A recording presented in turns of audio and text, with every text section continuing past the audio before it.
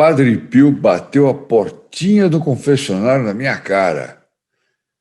Como terá sido isso? Olá, amigos e amigas da Associação Regina Fide, meu nome é Odair Gutierrez e esse é o programa Padre Pio.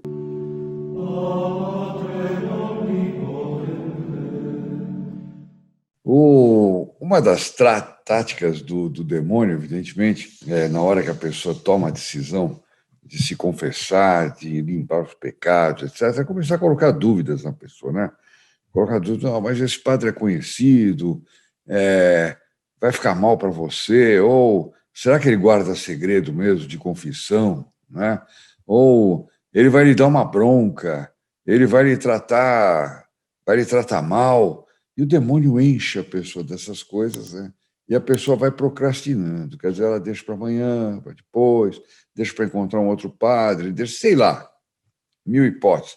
Agora, quando ela lê o título desse vídeo aqui, Padre Pio bateu a portinha do confessionário na minha cara, é capaz dela ficar mais assustada ainda e o demônio usar esse título aí para aumentar, né? Colocar uma lente sobre o problema que a pessoa tem.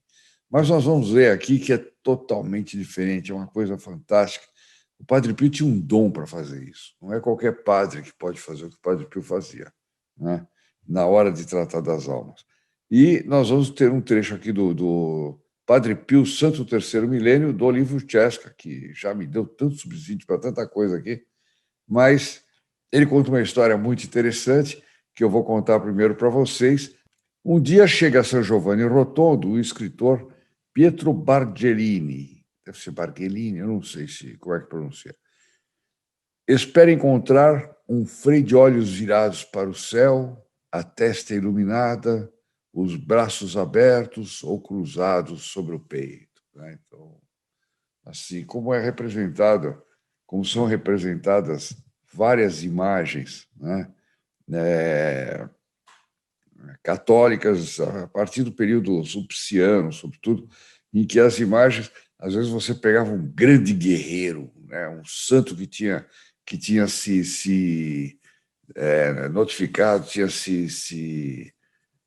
ficado famoso, né? Pelo fato de ser um grande guerreiro, e aparece ele assim com uma carinha de mole, às vezes com armadura, mas com a cara sem combinar com a armadura, não. As imagens elas precisam refletir o que o santo era, né? Bom, então, só que influenciado por essa história, ele chegou em São Giovanni Rotondo achando que ele ia encontrar um monge olhando para o céu, testa iluminada, braços abertos ou cruzados no peito. Bom, ao contrário, ao deparar-se com alguém que eu teria definido, agora ele falando, que eu teria definido como o menos místico de todos, ao invés de uma cópia artificial, descobri uma figura originalíssima. Temia encontrar, não digo um simulador de santidade, mas ao menos um imitador. E, ao contrário, me vi diante de um espetáculo de naturalidade. Quer dizer, o Padre Pio era muito natural, né? Quer dizer, ficar imaginando o Padre Pio de uma forma meio cinematográfica, meio místico, assim, desligado da realidade, completamente. Não, ele era natural. O santo não precisa ter essas características, né? Que nos foram ensinadas ao longo do tempo para criar em nós a ideia do santo sempre ser um moloide, aquele que, quando leva um tapa, dá outra face, etc. e tal. E aí vai, né? A segunda surpresa, e ainda mais essas imagenzinhas que estão vendendo agora, chinesas, com santos, com cara de bonequinho, não dá mesmo, não dá mesmo. Presta atenção nisso, não coloca um bonequinho vestido de santo dentro de casa. Tem Nossas Senhoras aí que são horríveis, são bonequinhas, né? Outros santos que você percebe que é o santo porque, de repente, coloca um cajado na mão, coloca o lírio, então você fala, é São José. Não tem nada a ver com São José, parece um bonequinho que, se você apertar, fazer fom, né?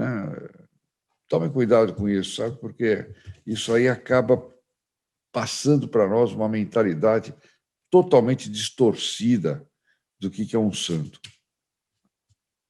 A segunda surpresa estava-lhe reservada para a manhã seguinte, Na igreja, durante a longuíssima celebração, notei certos movimentos de seu rosto. Apertava as pálpebras avermelhadas, fazendo quase uma careta. Chorava de verdade. Deixa eu desligar aqui. Quando eu ouço o primeiro toque, já falo, pronto, já vai começar. Então, olha só, a longuíssima celebração, movimentos de seu rosto, apertava as pálpebras avermelhadas. Ele via, eu acho que era por causa do pouco sono que ele tinha, né? Que ele dormia pouquíssimo, ele vivia. Eu, quando durmo um pouco, eu fico com os olhos irritados, né? Imagina o Padre Pio. Fazendo quase uma careta, né, por causa da coisa, e chorava de verdade, porque ali ele estava meditando e ele estava revivendo a paixão de nosso Senhor Jesus Cristo. Chorava de verdade. Então é o Bargellini, né? O escritor Bargellini, que foi lá para dar uma xeretada, quem era o Padre Pio, etc. Terminada a missa, Bargellini ficou observando a gente que em torno do confessionário se aglomerava, se empurrava, quase discutia. Um espetáculo de rude e primitiva devoção. Eu não sei em que ano que ele foi lá ainda, porque depois foi tudo organizado e aí tinha que tirar uma senha mesmo para se confessar, porque era complicado, eram multidões que iam se confessar com o Padre Pio, né? Mas nessa época ele viu o pessoal se acotovelando. Eu sou o primeiro correndo para o confessionário, é impressionante. Aguardei longamente, mais observando os outros do que examinando minha consciência. Ou seja, ele também entrou na fila, só que ao invés de examinar a consciência dele para se preparar para a confissão, ele ficou olhando os outros. Quanta gente! Outro dia eu fui me confessar. Meu Deus do céu! Como tinha gente batendo papo, mas batendo papo. Às vezes já faltava duas pessoas para o próximo já seria aquela pessoa. E ele estava rindo, adoidado. Ao contrário, eram duas moçoilas ali que riam. Depois tinha um outro rapaz que riam. Eu pensei, meu Deus, que confissão que vai sair aí, né? Quando a gente se aproxima do tribunal de Deus, como dizia o Santo Padre Pio, ninguém vai rindo, né? Por melhor que a pessoa seja, ela tem do que se acusar, né? Isso não é motivo para riso. É um pecado venial? Não é motivo para riso, porque o pecado venial tem a sua origem no pecado, e o pecado sempre é pecado, né? Mas a gente vê essas coisas. Eu acho que todos vocês já viram, né? Conversa nisso. Bom, ele continua dizendo aqui, o Bargellini. Então, aguardei longamente, mas mais observando os outros que examinando minha consciência. Fosse por ser muito tarde ou por não merecer outro tipo de acolhimento, ao ajoelhar no confessionário, tive a maior surpresa. Padre Pio me deu com a janelinha no rosto, levantou e saiu resmungando. Olá lá! E eu, nessas situações que eu derreti ali mesmo, no confessionário. Quando o Padre Pio voltasse no dia seguinte, eu estava lá morto, mais ou menos. Felizmente, entrou em cena um amigo, conseguindo que ele me atendesse em sua cela no fim da tarde. Na atitude, nos conselhos, não foi diferente de um pároco de aldeia. Nenhuma palavra em comum, nenhuma expressão sublime. Quer dizer, ele ainda estava conferindo com aquela imagem, com aquela fantasia que ele havia montado a respeito de um santo, né? E olhando o Padre Pio com esses olhos. Quer dizer, como é que é? Ele parece um pároco de aldeia, nenhuma palavra em comum, nenhuma expressão sublime. Que história é essa, né?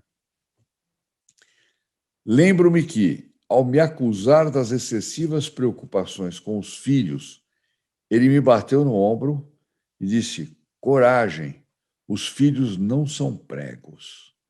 Não são pregos. Terceira surpresa, terceira lição do Padre Pio. Um frade destituído de posses ascéticas. Não era um homem que, de repente, tomava uma atitude mística qualquer. Ele estava consultando Deus para dar aquele conselho. Não. Ele disse, destituído de poses ascéticas, de atitudes místicas, confessor sem refinamentos espirituais, ao menos comigo. Padre Pio é Padre Pio. Conclusão dele.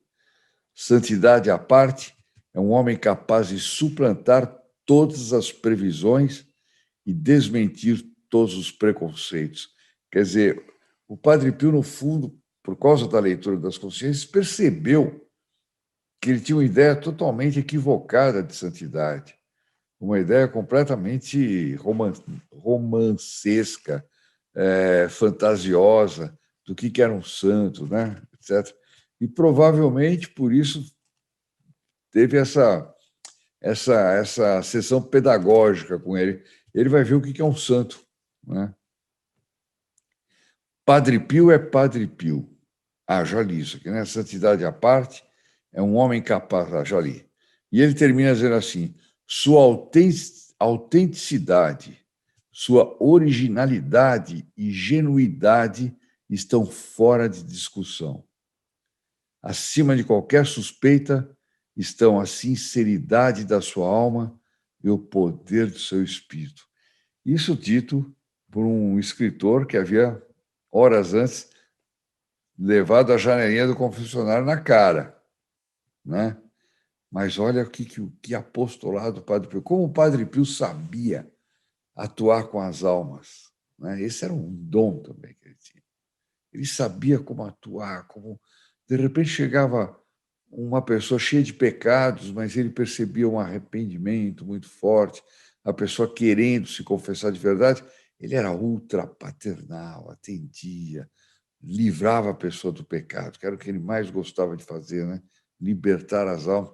Depois ele continuava acompanhando aquela pessoa, porque ele disse que uma alma que ele libertava do pecado, ele não deixava mais de acompanhar, né? Era uma coisa totalmente...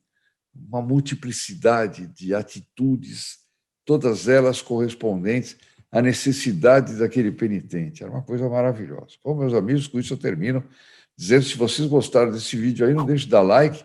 Se não gostaram, dê like também, não tem problema, porque isso aí sempre aumenta o nosso ranking no YouTube, e mais pessoas podem conhecer o Padre Pio. Todos vocês que ainda não são inscritos no canal Padre Pio, basta se inscrever no canal, acionar o sininho e você vai entrar nas intenções, nos pedidos da missa da próxima quinta-feira, tá certo? Não interessa quando você estiver assistindo isso. Agora, se você quiser incluir mais pessoas nessa missa, na próxima missa, que corresponder ao dia que você está assistindo esse vídeo, você é só compartilhar. Até mais tarde, até daqui a pouquinho. Ave Maria, cheia de graça, o Senhor é convosco. Bendita sois vós entre as mulheres, e bendito é o fruto de vosso ventre, Jesus. Santa Maria, Mãe de Deus, rogai por nós, os pecadores, agora e na hora de nossa morte. Amém. Em nome do Padre, do Filho e do Espírito Santo, così sia. Saludate Jesus Maria e buona giornata.